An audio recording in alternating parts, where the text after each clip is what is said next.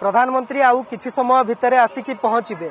बहुत लोकंकर आशा आकांक्षा थिला जे ओडिशा रे बीजेपी सरकार आसिले जो विकास रो गति डबल इंजन सरकार रे डबल गति रे गड़ी चलिबो। तेणु आज प्रधानमंत्री अनेक प्रकल्पर तो उद्घाटन करिवे, ता सहित उद्बोधन रे कोन कहिबे बोली आपण आशा देखंतो। पूर्वरु प्रधानमंत्री ओडिशा को आसीथिले, आज पुणी षष्ठ थर पई ओडिशा को आसुचंदे। आम सरकार आसिला परे गोटे कथा प्रतिथर जो प्रधानमंत्री आसुचंदे ओडिशा को नुआ नुआ उपहार देकी जाइचंती एवं उत्कर्ष ओडिशा समय प्रधानमंत्री प्रतिश्रुति देइथिले जे देशर पुंजीपति माने किंबा आंतर्जातिक स्तर पुंजीपति माने जो माने पुंजी निवेश करिकि एठी शिल्प गढ़िबे तांको समस्त निरापत्ता जोगै दिया जिवो। ताहा आज प्रकृत कार्य परिणत होबाकू जाउछि।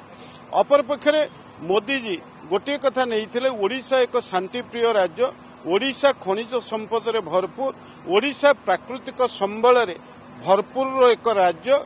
एठी 480 किलोमीटर बेलाभूमि अच्छी, अनेक नदी अच्छी एवं नदी एवं समुद्र को किभली भाव में विनियोग करा जाय कि एठी आर्थिक स्थितिर उन्नति अणा जाय परिवो।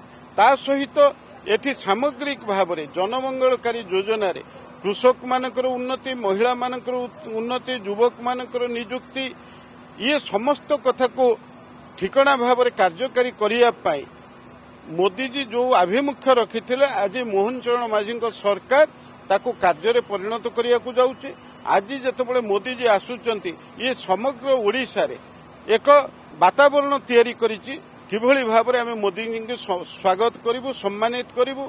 आज सारा राजधानी आज लोकारण्य रे परिणत होइछि एवं मोदी जी जो नुआ प्रकल्प गुड़ी को आज घोषणा करिवे, प्रकृत रे पूर्व से प्रतिश्रुति देइथिले जे केंद्र सरकार समस्त आर्थिक सहायता एवं अन्यान्य साहाय्य सहयोग ताको हाथ खोलिक से ओडिशा को देबे।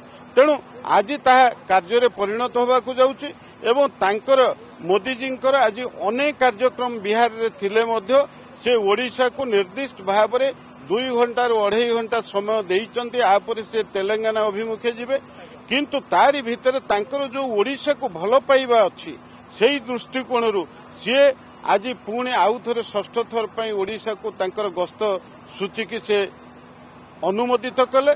आज से ओडिशावासी पाखे गोटे खुशीर लहरी अच्छी।